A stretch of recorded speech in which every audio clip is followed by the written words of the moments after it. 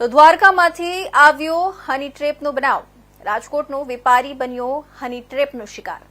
હની ટ્રેપમાં 10 કરોડની માંગ કરતી ટુકડી વિરુદ્ધ દ્વારકા પોલીસ સ્ટેશનમાં ફરિયાદ નોંધાઈ છે। એક યુવતી સહિત 2 પોલીસ યુનિફોર્મ પહેરેલા અને પોલીસ કર્મી હોવાની ઓળખ આપી વેપારીને બ્લેકમેલ કરતા આરોપીઓ વિરુદ્ધ ગુનો દાખલ કરાયો છે।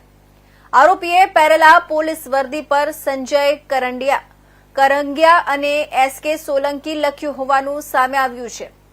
આરજુ સિંહ નામની યુવતીએ સોશિયલ મીડિયા મારફત રાજકોટના વેપારીને મોહજાળમાં ફસાવ્યો। આરોપીને દ્વારકા દર્શન કરવા તેમજ મોજ મસ્તી કરાવવા યુવતી બોલાવતી હતી।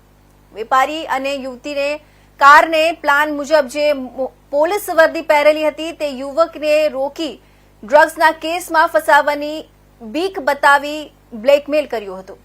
આરોપીઓએ 1 કરોડ 20 લાખ આંગડિયા મારફત દ્વારકાથી મેળવ્યા હતા।